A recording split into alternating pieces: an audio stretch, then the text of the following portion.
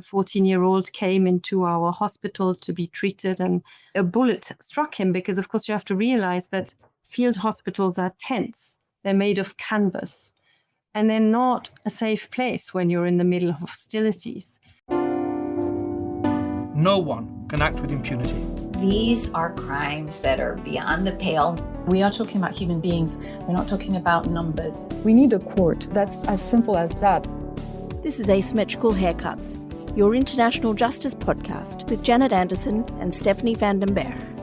This episode was produced in partnership with justiceinfo.net. All rise. Hi, Janet. Hi, Steph.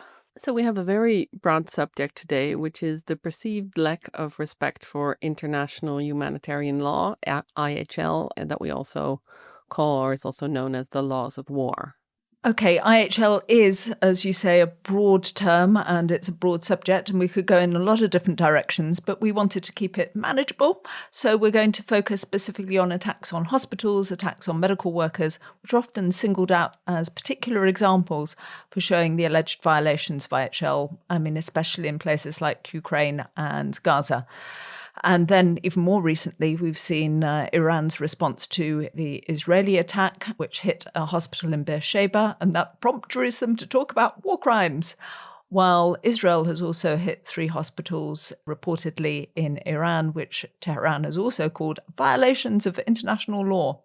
And looking back over this year, we've seen reports that attacks on hospitals in Gaza have been ramped up. On June 5th, the World Health Organization reported that Gaza's health system is on the verge of collapsing, with only 17 of Gaza's 36 hospitals currently partially functional. And in March and April, we saw reports of the attacks on a convoy of ambulances in Gaza. And since the beginning of the full-scale conflict in Ukraine, we also saw repeated attacks on hospitals. And I think that we all remember the images of what happened on March the 9th in 2022 when the Russian Air Force bombed the maternity hospital number 3 in Mariupol. And if you are a longtime listener, you will remember that we tackled some of the issues about attacking hospitals, partly via the Yugoslav tribunal and the judgment in the Galic case about the shelling of a hospital in Sarajevo, with Carolyn Edgerton, who was a formal trial lawyer at the ICTY, the International Criminal Tribunal for the former Yugoslavia.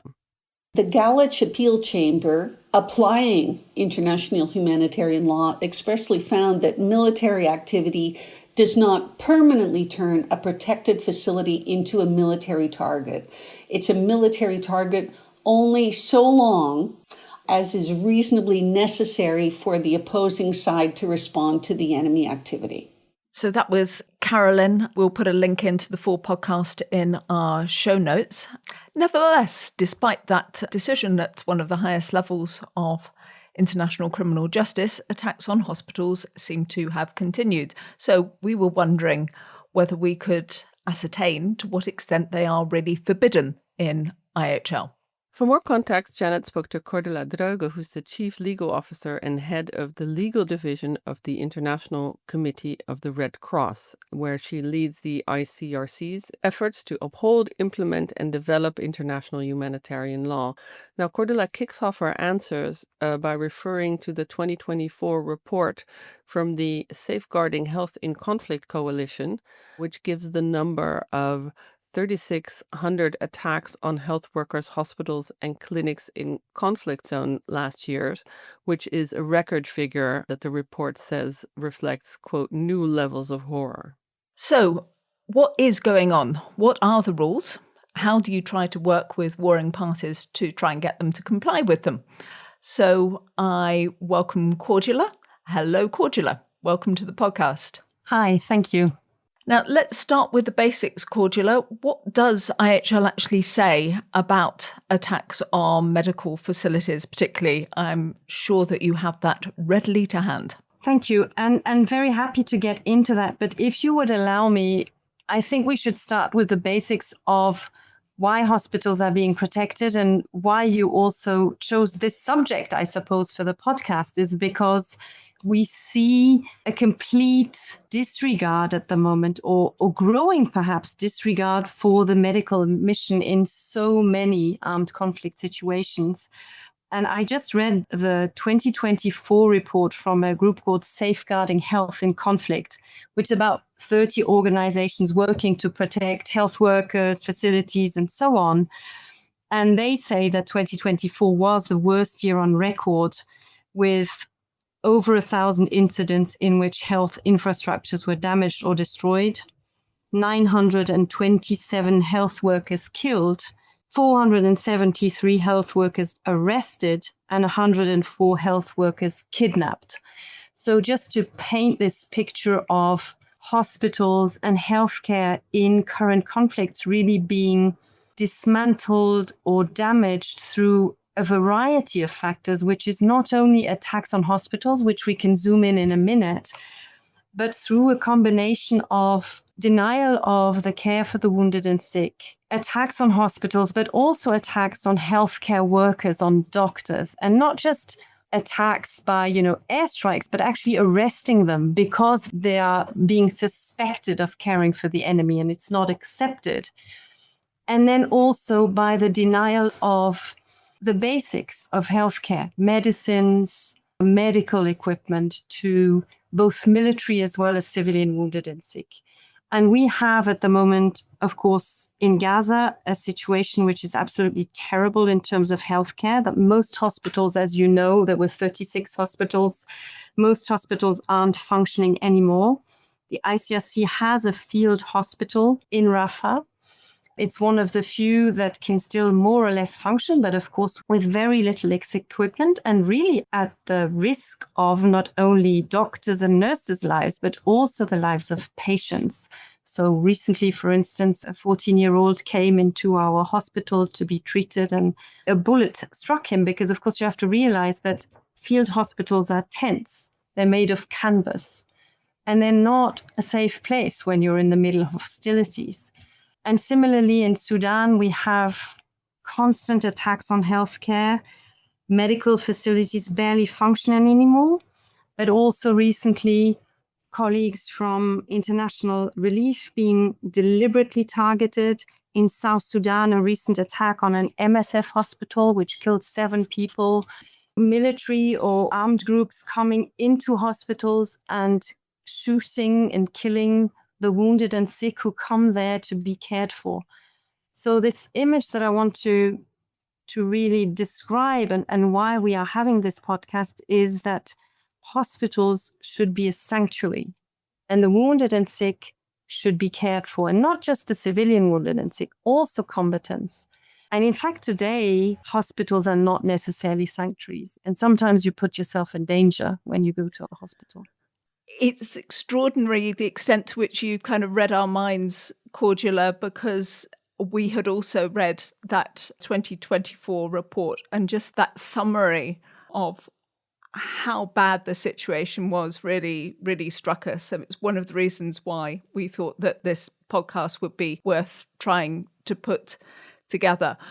Also, though, on this podcast, apart from the realities on the ground, which we do want to cover, we also need to look at the legal side. And I'm wondering also, because I remember the first time I came across the ICRC, it was also kind of this whole story of your founder, Henri Dunant, wandering the battlefields and thinking about the medical care that was needed.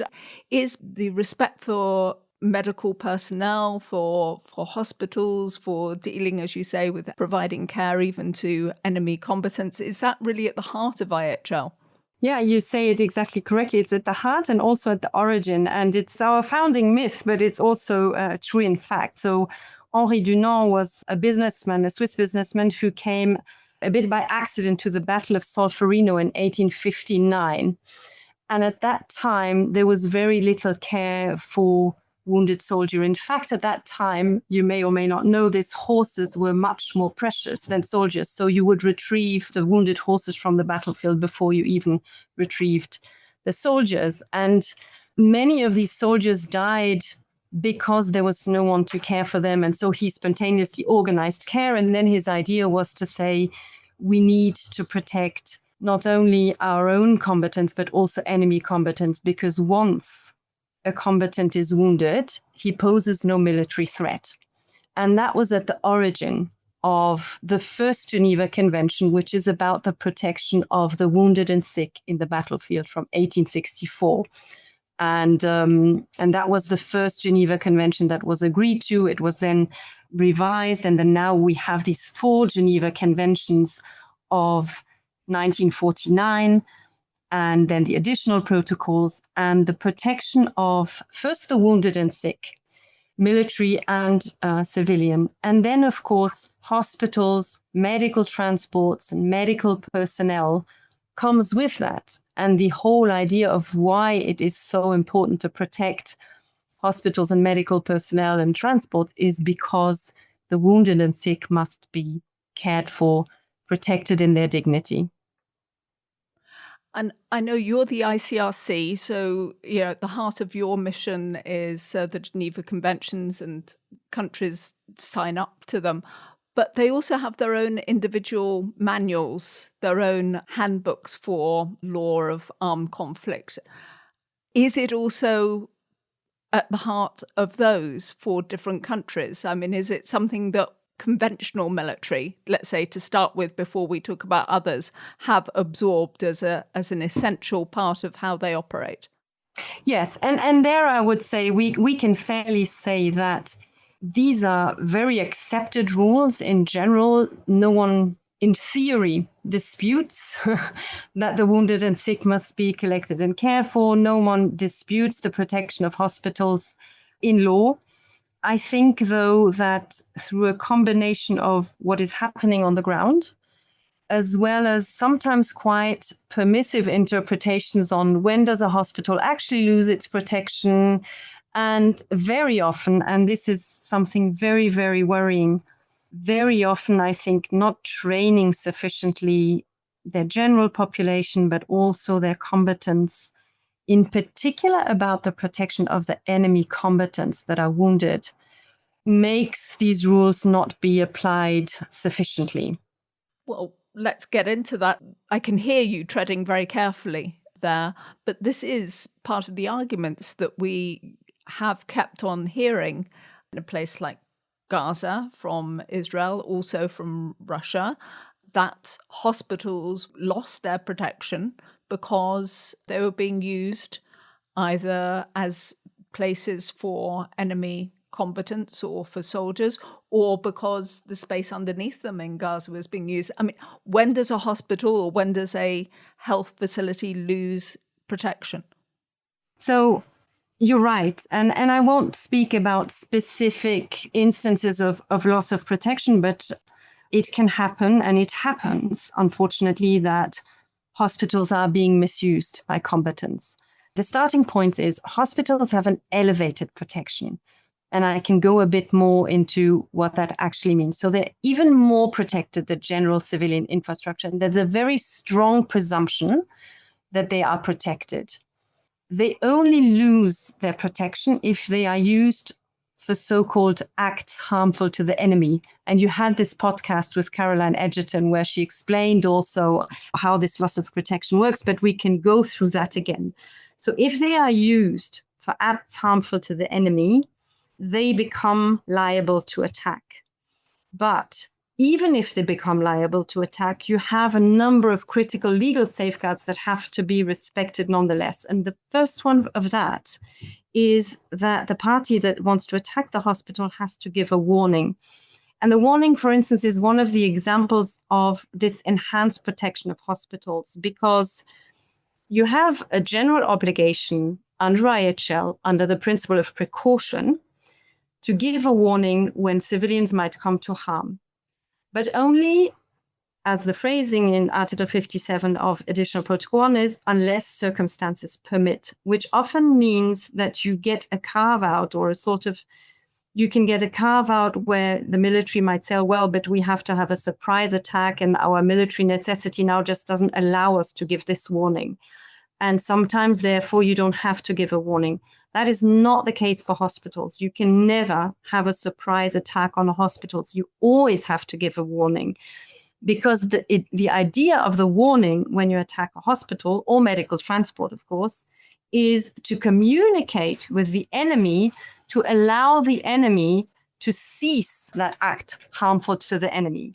And so you have to give this warning, absolutely, and you have to give the enemy time to cease this act harmful to enemy. And ideally, you should also allow time for the evacuation of the hospital for the patients, if that's possible.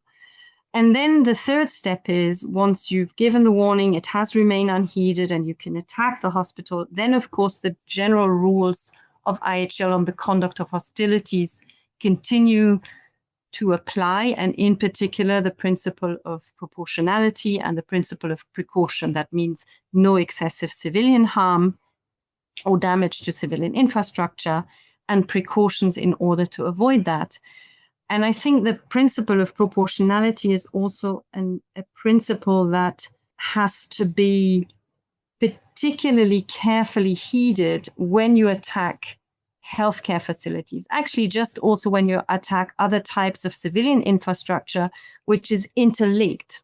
So if you attack a hospital, your foreseeable civilian harm is not just the patients that will die or the medical personnel that will die on the spot, but you can already foresee when you attack a hospital that it will have downstream effects for the civilian population the next day and the day after. And in particular, and this is why I was talking about the medical systems being just destroyed in these places like Gaza and Sudan, is it's not the same in terms of proportionality to attack your first hospitals as it is to attack your last hospital. Because if you attack the last hospital, the civilian harm is no one will be able to be treated anymore. And the devastation for the civilian population will be exponential as compared to the first hospital, where you might still be able to treat people in other hospitals. What this is making me think about is the extent to which, therefore, I, as a journalist and other people doing work in this field, are asking these really detailed questions because we need to know not just generally who's done what bombing, but also under what circumstances, what exactly happened, who said what to whom, who gave what information, because it's only on that basis that you can understand whether or not, nothing's blanket. We need to know those details in order to be able to assess whether something does fit or doesn't fit under IHL. Yes, absolutely. And lawyers need to know all those details as well, of course. You need to know, was the hospital being used for acts harmful to the enemy? And so acts harmful to enemy can be something like, of course, attacking from the hospital, like in the case of the Sarajevo hospital, that is mentioned in the Galic case, or using it to store weapons. And that's already more complicated as a command and control center. And the problem there is, we very often have allegations that are not really verified. And it's very difficult, of course, if you don't have the military intelligence and you're not on the ground, it's very difficult to verify these allegations made, which of course also means they lend themselves to abuse. Well, what role does the ICRC play in this particular element? I mean, are you there to just keep repeating the rules? Or are you there to criticize? I mean, what's your role? So we are there to repeat the rules, but of course we are also on the ground in all of these conflicts that we just mentioned, South Sudan, Gaza. As I said, in Gaza, we have a field hospital, but also in these other places, we work a lot with the hospital infrastructures. And the way the ICRC works is that we consider that it's the responsibility of the parties to the conflict, both non-state armed groups as well as states, to respect the rules. That's their obligation. When we receive allegations from civilians, from patients, from our own observations, and of course, when you're there, like in Gaza, you have a lot of your own observations. We submit these observations to the parties to the conflict on a confidential manner. We submit both oral as well as written interventions to the parties. And we acknowledge very often that we don't have all the information because, of course, we don't have the military intelligence that the parties have. But we observe what the consequences were on the ground. Sometimes we have, for instance, weapon contamination experts who know about munitions being used, who know where the shooting came from, etc. And we try to collect facts as good as we can in all our investigations to correct course if they have to, and to hold those accountable if violations are being committed. But you've painted quite a bleak picture of the situation in quite a number of conflicts. What does this now feel like to you in terms of whether IHL is now something that in these different conflicts people are paying attention to? Or is it just a rubber stamp that people put on and say, we gave them a bit of a warning, so everything's okay, military necessity that you can't assess? Is IHL holding? It's a really hard question because, of course, when you talk to parties to the conflicts and when you observe situations on the ground, you also see many instances of respect. So just to give you some examples, we have some non-state armed groups recently that asked us, okay, we have wounded detainees, what should we do with them? Or sometimes in armed conflicts, non-state armed groups might even hand some wounded people to us because they can't take care of them. And so they hand them to us so that we bring them to hospitals. You see parties to conflict sometimes collecting even enemy combatants and treating them, etc. So you see these instances when we can evacuate people from hospitals. That's a respect by the parties because it means the parties have chosen to not target the workers, the humanitarian workers or the medical personnel, not to target the wounded, to allow us to evacuate them, etc. So you do see these instances of respect. And I think we, of course, have to try to take courage from those. That said, I also don't want to paint a rosy picture. And I think it is not good enough, for sure. It's disastrous. And we really have to reclaim this protection, and we have to reclaim these basics and to raise awareness and to continue to ask states as well to train their troops, to have the legislation in place to reclaim this sanctuary of hospitals and the collection of the wounded and sick. And that is, I think, where we really have to start. To give you examples where we get told things like, no, but you can't work in this hospital because they're just patching up terrorists to send them back to fighting. These are things that we hear, of course. Or the other day, as I said, people coming into hospitals and shooting enemy combatants who are wounded and who should, of course, not be attacked. Or, for instance, just recently in another conflict, we were given the green light by, a party to a conflict to move from place A to place B. And then my colleagues found a wounded person by the side of the road and tried to retrieve that person to bring them to hospital. And my colleagues came under attack. And when we complained to the party to the conflict, they said, oh, but we only gave you the green light to move from place A to place B, not to collect the wounded person. And these kinds of completely appalling behaviors where the very basic is completely lost is, I think, where we have to start. We're not only talking about states, we're also talking about armed groups. And we know that you also engage with armed groups. And you're talking, though, about training. I mean, how on earth do you go about training in that kind of broader context? How do you get all the parties to a conflict to understand what is needed? Okay, so, I mean, as I said, we're present in these conflicts. We try to talk to all the parties to the conflicts. We consider at the moment that there are about 450 armed groups around the world, and we've classified about 100 to 120 of them as parties to conflicts. And we talk to many of these groups. The engagement with these groups in a way has different dimensions. One of them is just at the very basic level is to negotiate access, to get through checkpoints, to get security clearances, etc. But of course, we also speak to these groups about international humanitarian law. For instance, we conduct training on the limits that they have to comply with in war. We have a dialogue with them about their obligations under IHL. And for instance, we have a lot of dialogue with them about treating the wounded, handing them over, etc. We also try to address them it depends. Armed conflicts have they're of a very different nature. Some of them have a lot of control over a territory, others don't at all.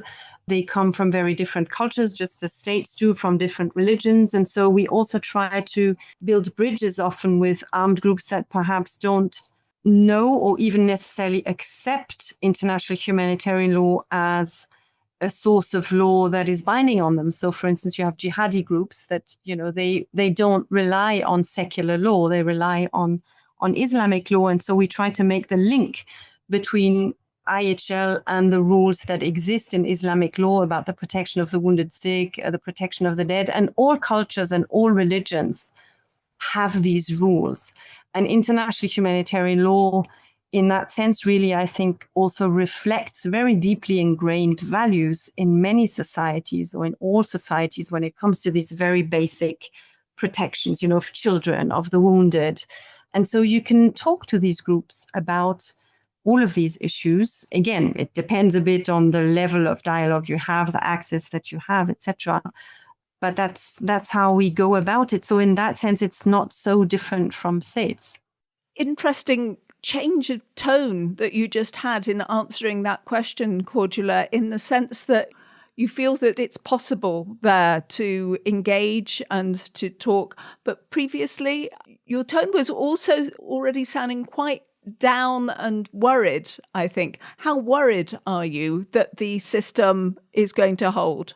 Well, I think at the beginning, I also told you about when we engage with parties, including with states, on treating some of the wounded, and when they let us do it or when they do it themselves, there are also upsides, or let's say things to hold on to. And in that sense, I think it's the same for all parties to conflicts, both states and non-state armed groups, in the sense that we don't have a choice but to hold on to what they do, and to also give a sense to all others that they can do it, and that they can do it better without impeding their military operations. And the same goes for non-state armed groups. It is equally depressing, I would say. A lot of non-state armed groups do not respect the sanctity of the medical mission.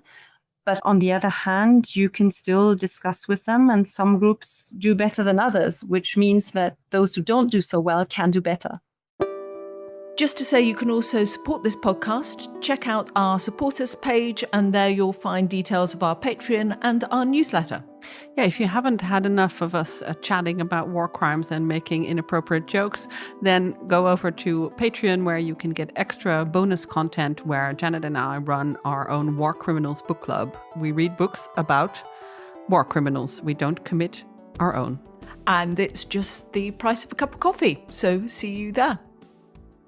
Cordula, we decided just to make this a brief podcast and just focus in on one area. And we know that there are many other aspects of international humanitarian law that we would like to come back on. I mean, not least starvation and blockades and so on, and what we know from other conflicts and what we know about what's going on now. So may I reserve the right to come back to you at some point and ask you some more questions?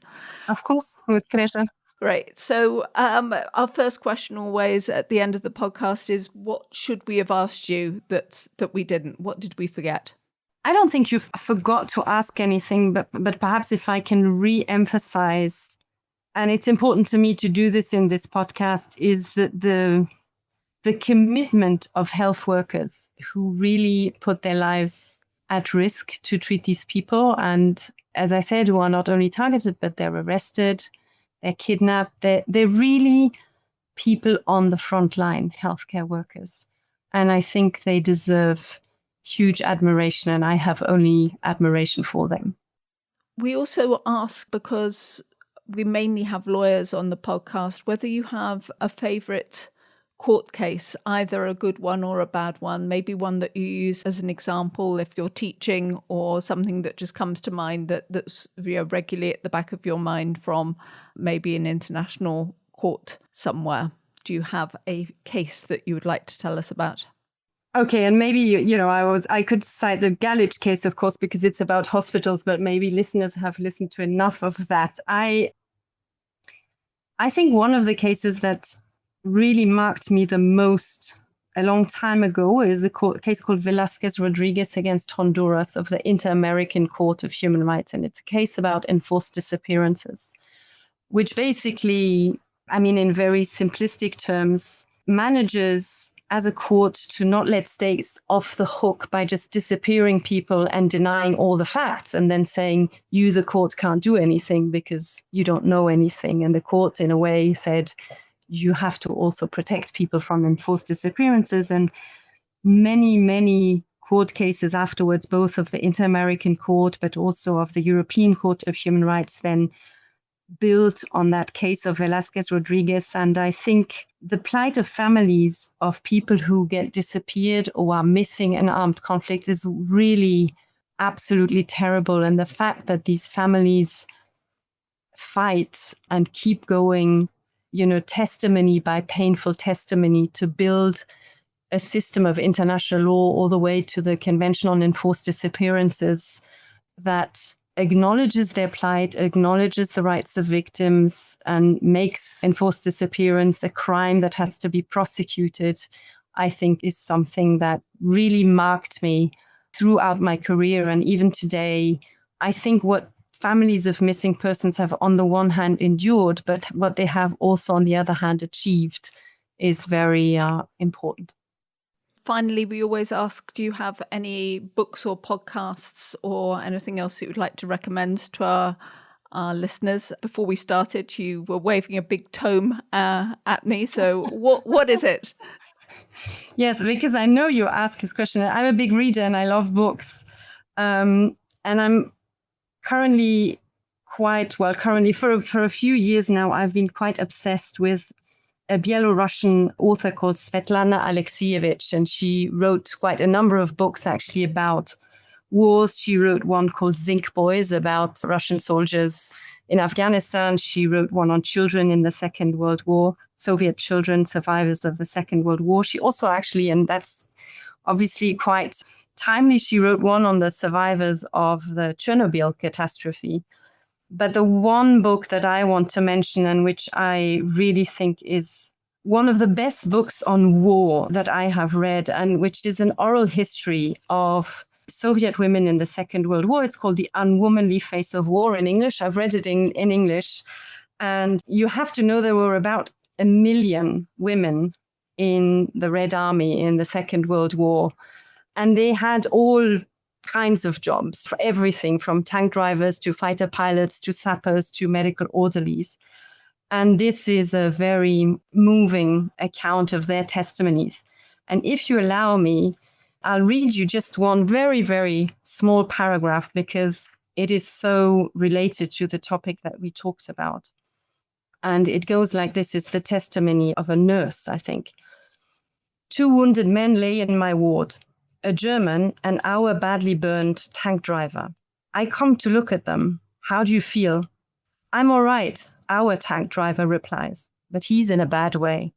This fascist? No, I don't know, but he's in a bad way. They were no longer enemies, but people, simply 2 wounded men lying next to each other. Something human arose between them. I observed more than once how quickly it happened. Wow. No longer enemies, but people. Yeah. Cordula, thank you so much for making the time. I know we've been trying to make this happen for a little bit. And yeah, thank you that we managed to get together and to do this podcast. Thank you so much for having me. This was Asymmetrical Haircuts, your international justice podcast, created and presented by Janet Anderson and Stephanie Vandenberg. This episode was created in partnership with justiceinfo.net, an independent site covering justice efforts for mass violence, and with the Hague Humanity Hub. Music is by autonautics.com. You can find show notes and everything about the podcast on asymmetricalhaircuts.com. This show is available on every major podcast service, so please subscribe, give us a rating, and spread the word.